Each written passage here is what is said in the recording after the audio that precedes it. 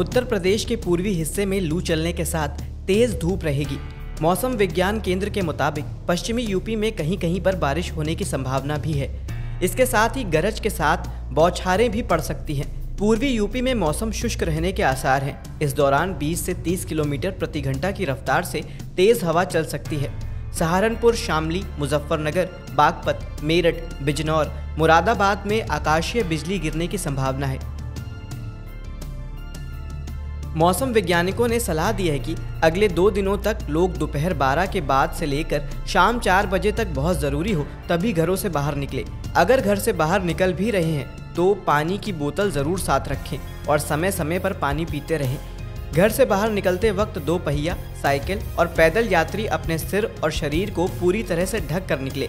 इस दौरान बच्चों को बाहर धूप में खेलने से मना कर दें। कृषि वैज्ञानिकों ने कहा है कि दुधारू पशुओं को गर्म हवा बीमार कर सकती है।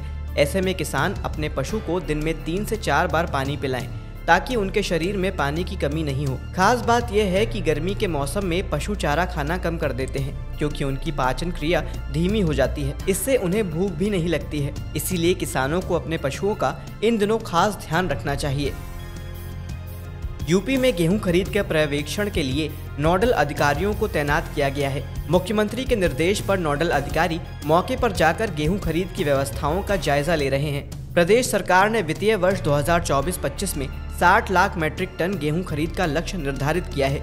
इसके लिए प्रदेश भर में 6500 क्रय केंद्र संचालित करने का लक्ष्य रखा गया है। इससे किसानों को अपनी फसल बेचने में सुविधा होगी। गेहूं क्रय योजना का यूपी में व्यापक प्रचार प्रसार किया जा रहा है। सरकार ने सभी जनपदों के संबंधित अफसरों को निर्देश दिया है कि किसानों को रजिस्ट्रेशन के लिए प्रेरित किया जाए। इसके लिए कृषि विभाग के पोर्टल से किसानों को SMS, गांवों में चौपाल और ऐसे स्थल तथा बीज खाद भंडार, कृषि गोदाम से जहां पर किसानों की आवाजाही हो वहां पर पैम्पलेट, पोस्टर के माध्यम से और मौखिक प्रचार प्रसार से गेहूं खरीद योजना के नियमों और तुरंत भुगतान की प्रक्रिया के बारे में किसानों को बताया जाए। खाद के बढ़ते दाम को देखते हुए कृषि जानकारों ने घर पर ही कोकोपीट खाद तैयार करने की सलाह दी है। इसके लिए नारियल के छिलकों को धूप में 3 से 4 दिनों तक रखें। फिर उन छिलकों को कैंची से छोटे छोटे टुकड़े कर लें और ग्राइंडर मिक्सर में पीस लें। छिलकों को तब तक पीसें जब तक पाउडर ना बन जाए। पीसने के बाद पानी मिलाएं और इसे 2 से 3 घंटे तक ऐसे ही रहने दें। जब यह पाउडर अच्छे से पानी सोख ले तो इसे निचोड़ लें। इससे एक्स्ट्रा पानी बाहर आ जाएगा और आपका कोकोपीट खाद तैयार हो जाएगा।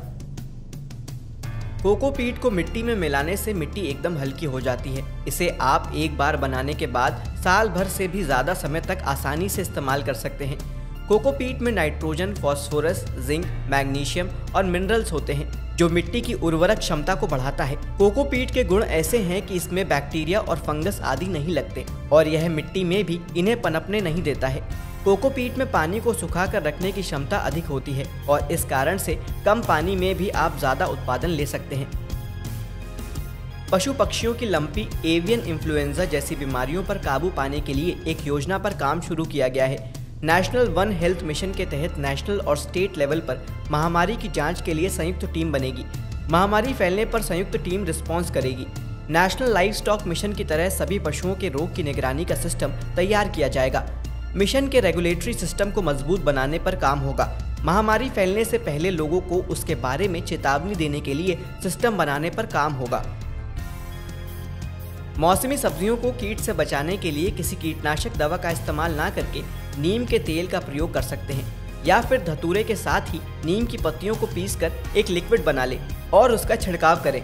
बैंगन की खेती में ये काफ़ी कारगर है। अगर आप छत, पार्क या खाली पड़ी ज़मीन पर बैंगन की खेती करना चाहते हैं तो उस जगह की मिट्टी में किसी अच्छे तालाब की मिट्टी को ज़रूर मिला दें। रसोई से निकलने वाले वेस्ट और गोबर को खाद के तौर पर इस्तेमाल कर सकते हैं। इससे सब्जी की अच्छी पैदावार होगी। प्रधानमंत्री किसान सम्मान निधि योजना की 17वीं किश्त जून या जुलाई में जारी हो सकती है, लेकिन इसका लाभ उठाने के लिए किसानों को eKYC जरूर करना होगा। हालांकि अभी तक केंद्र सरकार की तरफ से 17वीं किश्त जारी किए जाने को लेकर कोई आधिकारिक घोषणा नहीं की गई है। केंद्र सरकार ने 16वीं किश्त 28 फरवरी को जारी की थी। तब उसने 21,000 करोड़ रुपए की राशि जारी की थी। वहीं 9 करोड़ से अधिक किसानों ने PM किसान योजना का लाभ उठाया था।